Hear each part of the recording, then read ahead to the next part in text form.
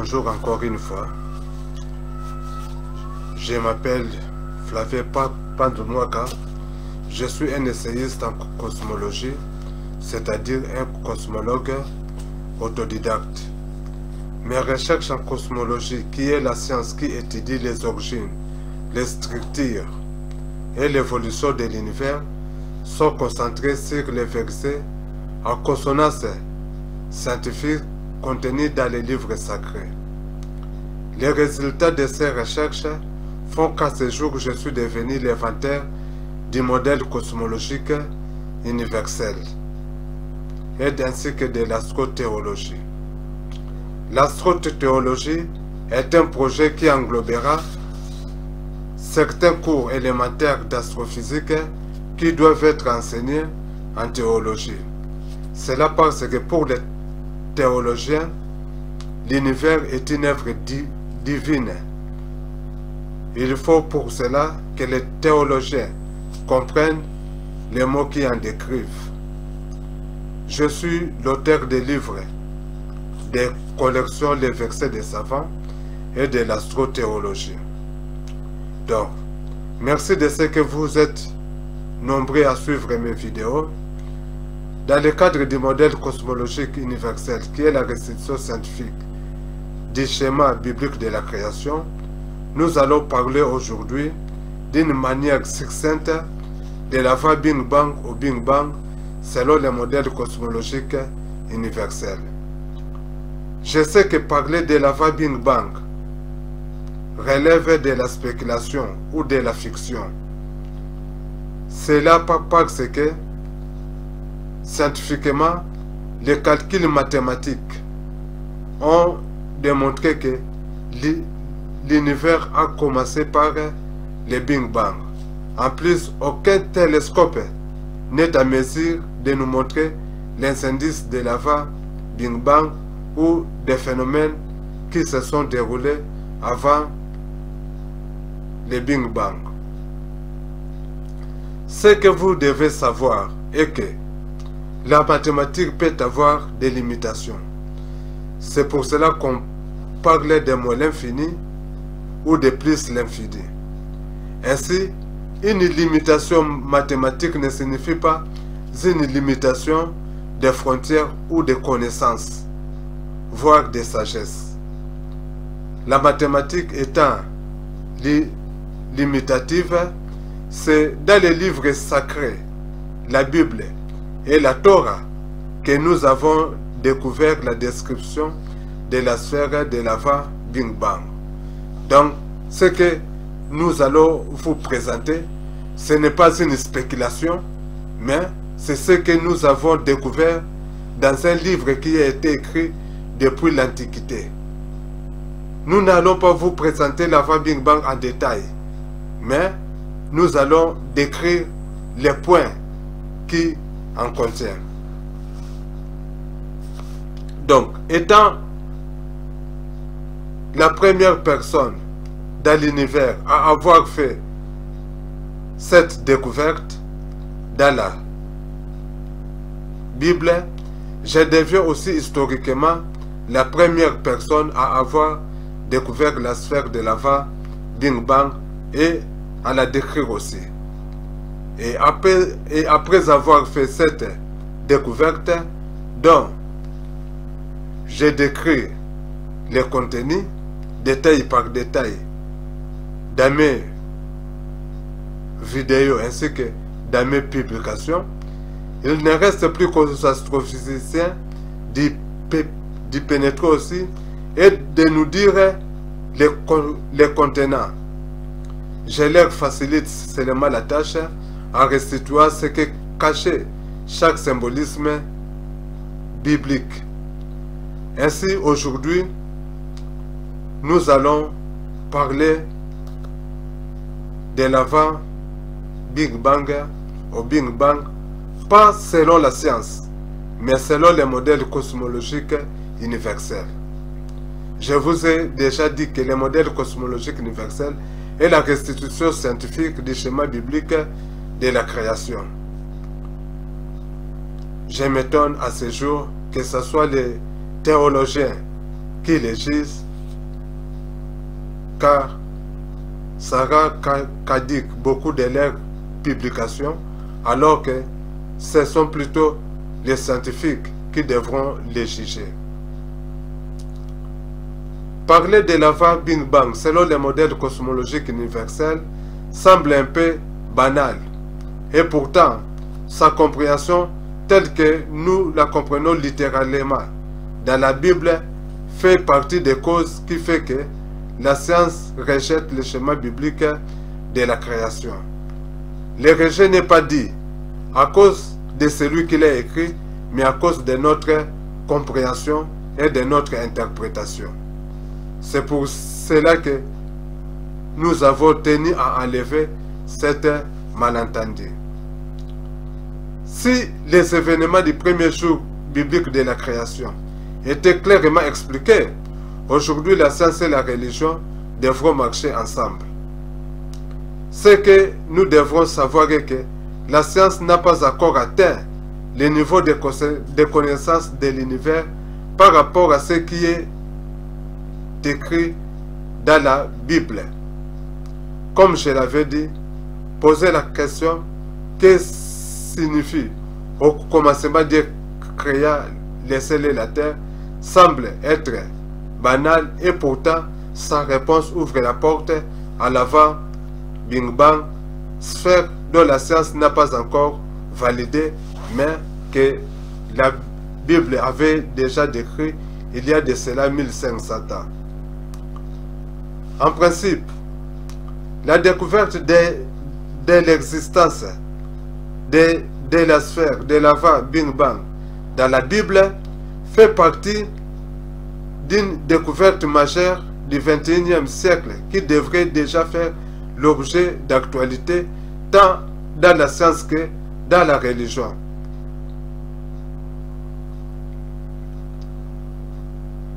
Même les télescopes James Webb n'est pas conçu pour découvrir cette sphère, et aucun télescope ne pourra le faire.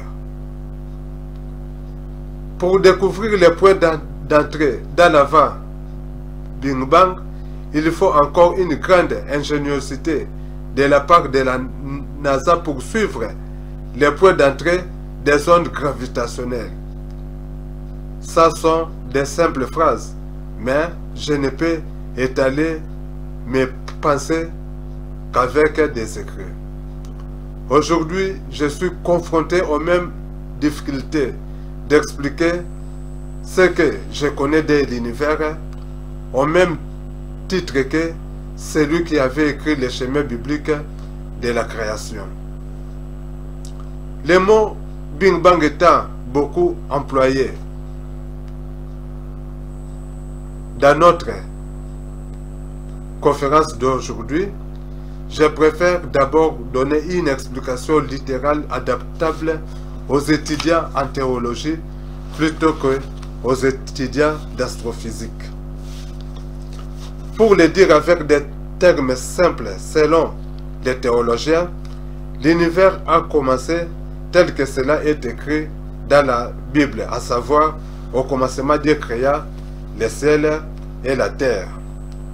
Ils sont surpris d'entendre les scientifiques leur parler de Big Bang comme étant le commencement de l'univers. Pour ceux qui ne comprennent pas ces termes, le Big Bang est une théorie scientifique qui tente d'expliquer les premiers instants de l'univers. L'origine remonte à 1925 quand l'astronome belge, l'abbé Georges Lemaître, a émis sa théorie d'atomes primitifs. Il s'agit du commencement de l'expansion de l'univers il y a environ 13,8 milliards d'années, lorsque l'univers était encore condensé, dense et chaude. Quand on dit qu'il s'agit de l'expansion de l'univers, cela veut dire que l'univers était déjà là, mais à une dimension très réduite que l'abbé Georges Lemaître l'a qualifié de l'atome primitif. C'est le savant britannique Fred Hoyle qui viendra qualifier la théorie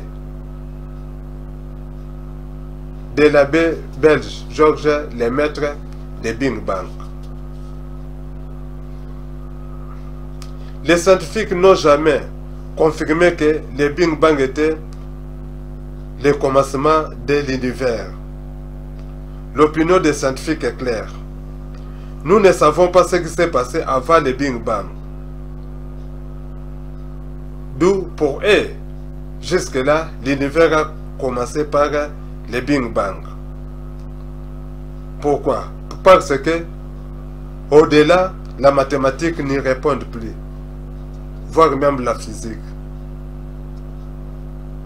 C'est ainsi que, quand on veut aborder la problématique de l'avant Big Bang, on vous traite de faire la métaphysique ou bien d'entrer dans la fiction.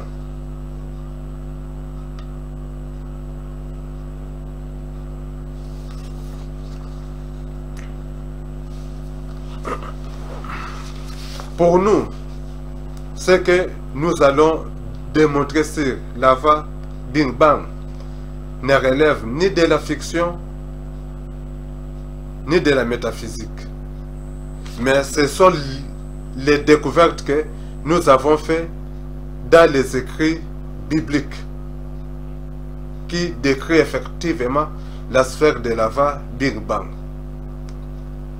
Après ça, nous avons vu que même le Big Bang est un phénomène réel et que l'univers a connu et que ce n'est pas seulement une théorie.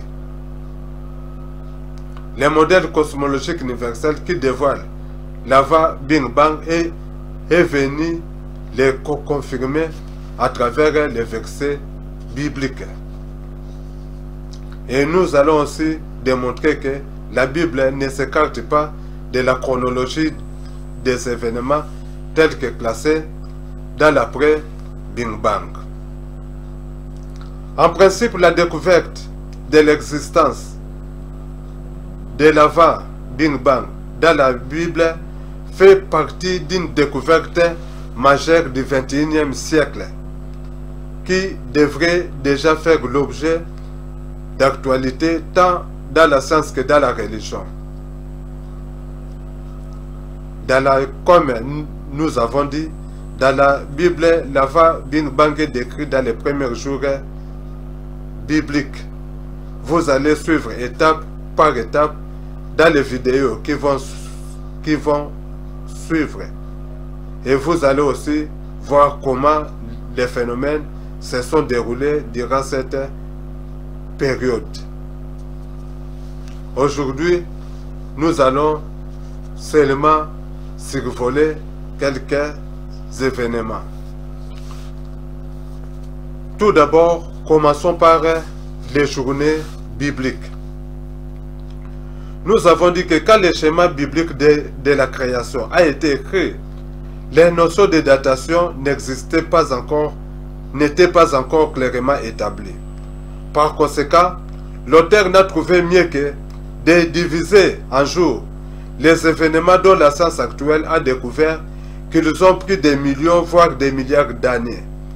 Par conséquent, les journées bibliques étaient divisées sur base de l'accomplissement d'un idéal avant de passer dans l'autre et que l'auteur les contenait entre soir et matin, soit formation et accomplissement, former ainsi une journée qui veut dire une période. Vous allez suivre ça en détail quand nous allons seulement nous concentrer sur ces points dans la prochaine vidéo. Le deuxième point, c'est le commencement de l'univers. La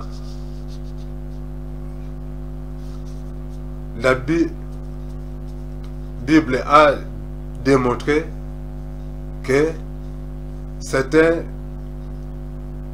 livre qui est supérieur à tous les schémas scientifiques. Selon la Bible, nous lisons ceci. Au commencement, Dieu créa les ciels et la terre. La terre était vide et vague. Alors, donc, en ce qui concerne le commencement de l'univers, même Moïse n'a pas entré en profondeur pour dire d'où est venue l'énergie. Tout est contenu dans la phrase « Au commencement, Dieu créa les ciels et la terre ». Par contre, en entrant directement sur la formation de l'univers physique, Moïse a dit que ce fut une terre informe et vide, selon la version Louis II. Quelque chose qui n'a pas de forme et qui est vide, c'est comme une gaz qui est matériellement inexistant et invisible. C'est ce que nous avons découvert dans la Bible version 70 où est écrit « La terre était invisible et vide ». Donc, dans la Bible version 70, nous lisons ceci. Au commencement, Dieu créa les ciels et la terre était invisible et vide. Une terre invisible, une terre vide.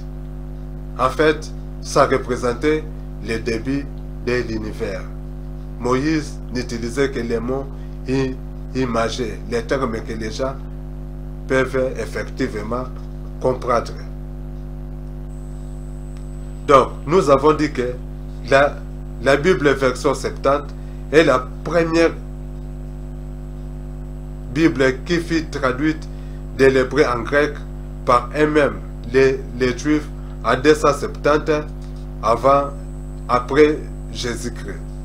Donc, par rapport à d'autres modèles cosmologiques scientifiques qui peinent à nous dire comment l'univers a commencé et qui se cantonne dans le Big Bang, la Bible dit clairement que l'univers a commencé comme une sphère vide et invisible, c'est-à-dire qu'on ne peut voir les éléments qui étaient à l'intérieur et dont la science a découvert qu'il s'agissait plutôt des particules appelées eau dans les premiers jours bibliques.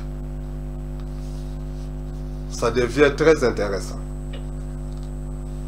Passons maintenant au second verset biblique qui dit « Il y avait les ténèbres dans la surface de l'abîme ». Quelques astrophysiciens commencent à prédire que notre univers est ici d'un trou noir. Ils ne sont pas loin de la vérité. En effet, pendant qu'un vent de Dieu se mouvait sur les eaux, qui veut dire l'action de l'énergie sur les particules, l'univers avait commencé par se contracter, entraînant ainsi un effondrement gravitationnel, occasionnant la première déformation du tissu de l'espace-temps dans la période de l'avant Big Bang, créant un abîme. D'où le verset « Il y avait les ténèbres à la surface de l'abîme ». La définition de l'abîme dans les encyclopédies ou les glossaires bibliques est la même que les constats qu'on fait dans les trous noirs. Ce qui revient à dire que le véritable nom du trou noir, c'est l'abîme. Les ténèbres à la surface de l'abîme fait aussi partie des mêmes constats que ce qui se passe dans l'horizon du trou noir. Je vous ai dit que ça commence vraiment à devenir très intéressant. Voilà pourquoi il faut suivre ou bien lire les livres des modèles cosmologiques universels avec beaucoup d'attention pour mieux comprendre ce qui s'est passé dans la Big Bang. Alors, là maintenant, nous allons voir l'apparition de la première lumière. En effet, dans Genèse 3 et 4, il est écrit ceci. Il est écrit ceci. Dieu dit que la lumière soit, et la lumière fut. nous savons tous que Dieu est invisible. Donc même si un témoin fictif était présent, il n'aurait jamais vu Dieu en train de dire que la lumière soit et la lumière fut. Les témoins fictifs auraient tout simplement vu un ensemble de phénomènes physiques en train de faire apparaître la lumière. Mais Moïse, connaissant que tout était dans le plan divin, l'a qualifié par les versets, Dieu dit que la lumière soit et la lumière fut. Donc, pendant que les particules se contractaient dans l'espace, en se confinant dans l'abîme, selon les versets bibliques, un esprit de Dieu se mouvait sur les eaux, leur température a commencé par augmenter jusqu'à atteindre le niveau de la chaleur d'une proto-étoile illuminant l'espace. Ce fut l'émergence de la première lumière dans l'univers décrit par le verset. Dieu dit que la lumière soit et la lumière fit. Le nom de Dieu est évoqué pour dire que ce n'était pas le hasard de la nature, mais que la situation était effectivement sous contrôle divin, même s'il s'agissait de la conséquence de ce qui s'est passé quand un vent de Dieu s'est mouvé sur les eaux, qui signifie l'action de l'énergie, de la force sur la matière originale. Comme je l'ai dit, je suis la première personne à faire toutes ces découvertes qui font désormais partie du modèle cosmologique universel, le seul modèle qui sera désormais enseigné dans les facultés de théologie. Alors, qu'est-ce qui s'est passé? Je vous ai dit que pour que la lumière apparaisse, il fallait que la matière originelle puisse arriver à se contracter. Donc, pendant que l'univers continuait à se contracter jusqu'à faire jaillir la lumière, il s'est fortement réchauffé et a atteint un point extrême de condensation, si bien que même la lumière ne pouvait plus s'échapper. Cela a permis à tous les extrêmes de bénéficier d'une même température. Ce point fut qualifié plus tard par l'astrophysicien belge Georges Lemaître de l'atome primitif ou univers condensé. Voilà pourquoi l'astrophysicien belge, l'abbé Georges Lemaître, a été félicité par le pape Pie XII pour sa prédiction qui deviendra une théorie en 1950 et une réalité en 2020 avec la publication du modèle cosmologique universel. Alors, là maintenant, nous sommes au point où l'univers s'est condensé. Et la Bible a décrit ces points par les mots Dieu dit séparons les eaux d'avec les eaux. Donc là déjà on voit qu'il y a quelque chose qui est condensé et qui doit maintenant soit exploser ou bien soit s'épanouir. La Bible dit, Dieu dit séparons les eaux d'avec les eaux. Là on est encore au stade de l'univers condensé. Voilà comment la Bible est en train de décrire l'univers dont je suis le premier à faire toute cette découverte. Je répète ça à plusieurs reprises quand je sais que dans cet univers, personne ne le répétera à ma place pour des raisons que chacun peut imaginer. Je ne les dirai pas, sinon on me traitera de tous les mots. Alors, après que l'univers soit condensé à l'extrême, il connut une expansion fulgurante, qualifiée de Big Bang par les savants américains d'origine russe. George Gamow s'appropria de ces mots que le savant britannique Fred Hoyle a inventé en 1950 pour se moquer de l'idée de l'atome primitif ayant connu une expansion. Les versets bibliques qui en décrivent est Genèse 1, versets 6 à 7.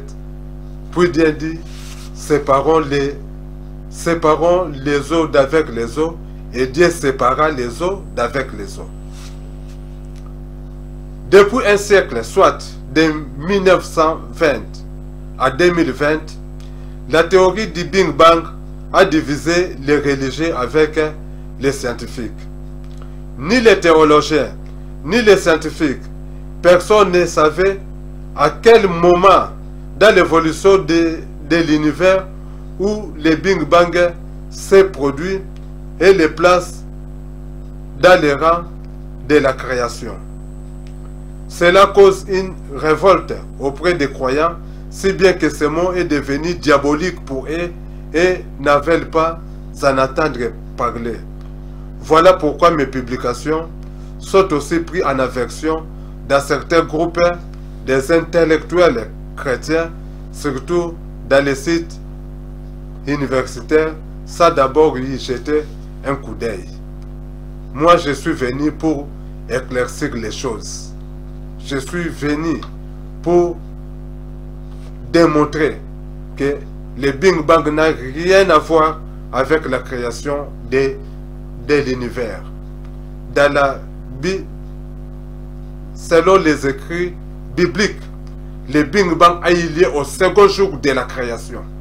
Donc les théologiens ne confondent plus le Big Bang avec la création de l'univers. Dès que je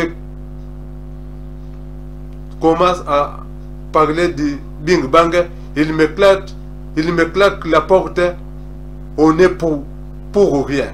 Même dans les grandes organisations qui disent qu'ils militent pour l'unité entre la science et la religion, ils m'ont claqué la porte. Sans m'avoir écouté, sans avoir lu ce que j'écris. Donc, nous avons dit qu'au départ, l'univers fut vide. Et bibliquement, cela a été décrit par une terre informe et vide, avec des particules invisibles qui étaient représentées par les eaux. Et puis, il y a aussi les mots tels que un vent dédié se mouvant sur les eaux, qui veut dire l'énergie qui exerçait la force gravitationnelle, où il y avait des litres, particules, antiparticules et consorts. Ce n'était pas les choses qui étaient dites au hasard. La Bible l'avait bien qualifié, un vent de Dieu se mouvait sur les eaux. Parce que aujourd'hui, les astrophysiciens se demandent d'où était venue cette force qui entraînait au départ les particules à pouvoir se fusionner entre eux, s'unir entre eux. Les astrophysiciens, jusqu'aujourd'hui, ils n'ont pas de réponse. Ils parlaient de graviton. Pour la Bible aussi, n'avait pas de réponse. Mais il a offert sa réponse qui est un vent de Dieu se mouvant sur les eaux. Donc, les scientifiques n'ont pas à condamner les croyants aussi n'ont pas à condamner les scientifiques parce que personne ne sait effectivement d'où était cette force. Mais est-il que les croyants l'ont attribué à Dieu, à savoir un vent de Dieu se mouvant sur les eaux au début quand l'univers était encore vide. Je vous ai dit qu'ici, il ne s'agit pas des eaux courantes, mais il s'agit plutôt des particules qui étaient au tout début de l'univers.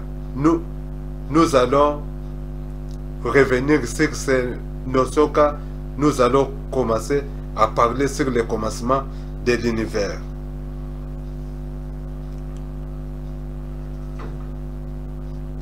Donc, là, je recommence. Nous avons dit qu'au départ, l'univers fut vide, caractérisé par la phrase « une terre informe vide », avec des particules invisibles, qualifiées des eaux par la Bible, et puis il y avait un vent de Dieu qui se mouvait sur ces eaux, soit sur ces particules. Et cela l'a entraîné à pouvoir se condenser jusqu'à atteindre la dimension de l'atome primitif de l'abbé Georges Lemaître, ou la dimension de l'univers condensé. Alors, voilà comment la Bible est venue secourir la science. Voilà comment la Bible est venue secourir la science. En d'autres termes, si on entre dans le modèle cosmologique universel, je pouvais aussi dire, voilà comment aujourd'hui, je suis le premier à venir secourir la science. Alors, après cette condensation extrême, il y a Big Bang, connu bibliquement par les termes la séparation des eaux avec les eaux. Genèse 1, 6 à 7. Cela donne raison au pape François de l'avoir qualifié d'acte d'amour de Dieu le 28 octobre 2014. Donc, bibliquement, le Big Bang a eu lieu le second jour ou à la seconde période de l'univers et il n'a rien à voir avec la création. Par conséquent, les théologiens attaquent les scientifiques sur un phénomène qu'eux-mêmes ils ne comprennent pas.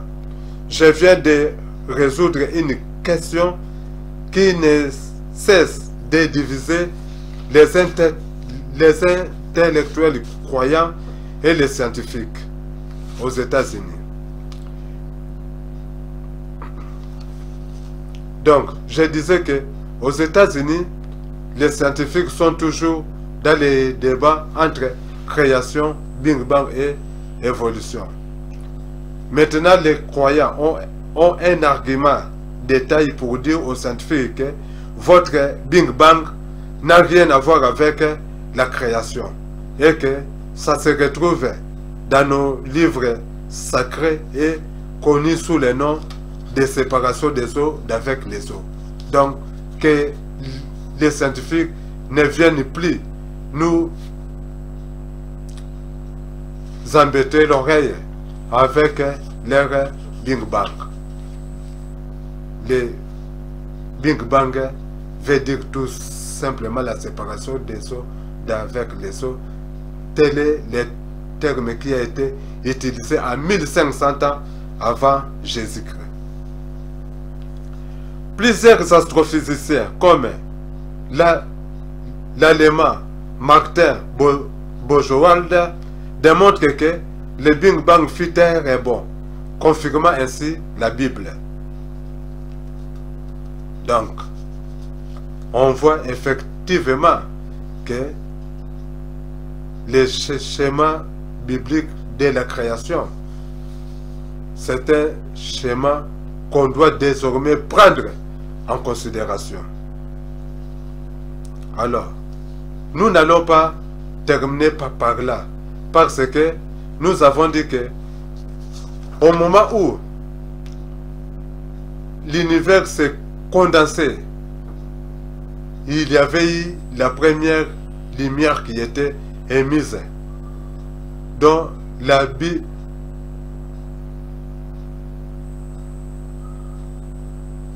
a parlé que la lumière soit et la lumière fut. Quel lien y a-t-il eu entre cette lumière-là et le rayonnement fossile? Là aussi, c'est une grande découverte que j'apporte à la science et à la religion. J'attends seulement les réactions des scientifiques et des religieux. Donc, nous avons dit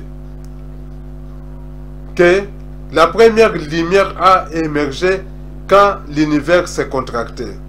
Arrivé au stade de la condensation extrême, même si cette lumière ne pouvait plus s'échapper comme dans un trou noir. Après le Big Bang, soit 380 ans plus tard, l'expansion de l'univers permit à nouveau à cette lumière de devenir visible et fut découverte en 1965 par des jeunes radioastronomes du laboratoire Bell Telephone, Arnaud Penzias et Robert Wilson. Ils furent décorés pour la circonstance du prix Nobel de physique. Cette lumière, qualifiée bibliquement par la phrase « Dieu dit que la lumière soit et la lumière fut », est connue à ce jour sous le nom du rayonnement fossile ou du fond du fil cosmologique. Hein? Donc, c'est une lumière qui était déjà apparue dans l'avant Big Bang et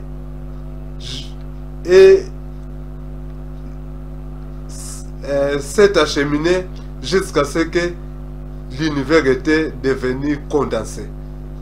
Alors, quand l'univers a connu de nouveau l'expansion, 380 ans plus tard, la même lumière est apparue. C'est pour cela que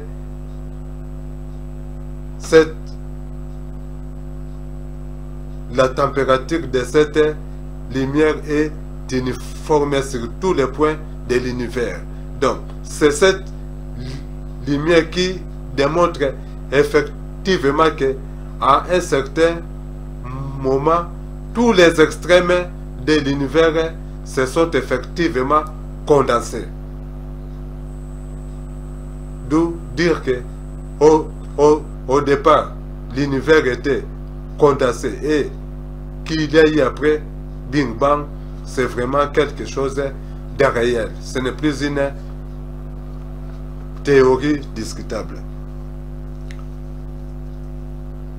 Beaucoup d'astrophysiciens affirment que le rayonnement fossile n'est pas apparu, mais qu'elle a plutôt réapparu. L'astrophysicien britannique, prix Nobel de la physique, Roger Penrose, démontra même mathématiquement, à travers les tableaux de Minkowski, que cette lumière était apparue pour la première fois dans l'avant Big Bang en tant que lumière incident et pour la seconde fois dans l'après Big Bang. Il ne savait pas qu'il a confirmé la Bible. Alors, si quelqu'un lui connaît, qui lui rapporte la nouvelle, tout comme si quelqu'un connaît aussi Gabriel Venet, Zeno, dont les travaux ont confirmé effectivement les premiers jours bibliques, sans qu'il puisse être au courant. Donc, après avoir brosser la première partie de notre publication qui prouve que le schéma biblique de la création est fondé et que cela constitue une preuve de la création de l'univers par Dieu, nous allons maintenant entamer à travers les vidéos qui vont suivre détail par détail tous les déroulements du processus de l'univers. Toutefois, pour ceux qui veulent prendre de l'avance avec les livres qui expliquent l'univers selon les modèles cosmologiques universels, vous aurez tous les éclaircissements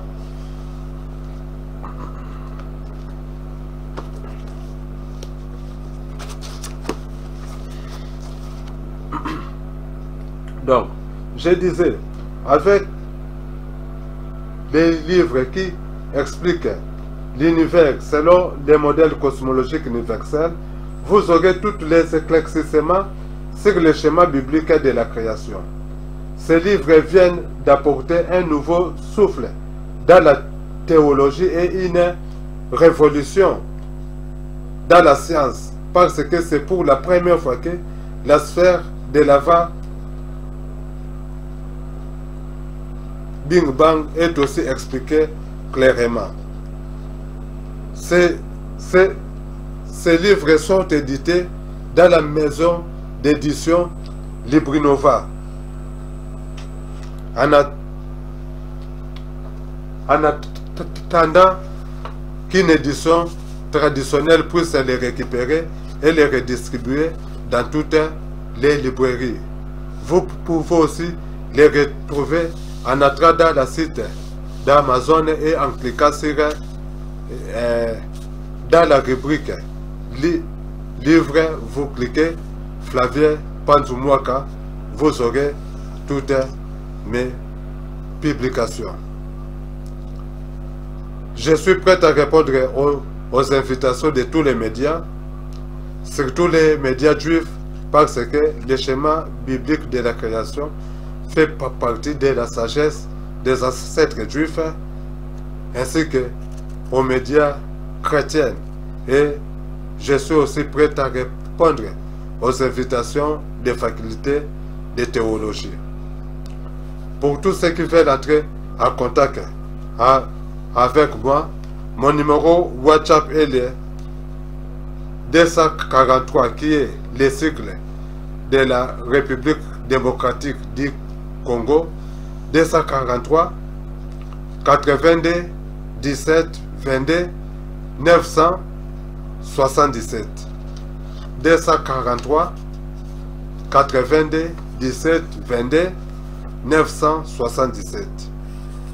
Pour ceux qui veulent m'écrire, mon email est flavienfanzou@gmail.com ou fanzouflavien@gmail.com.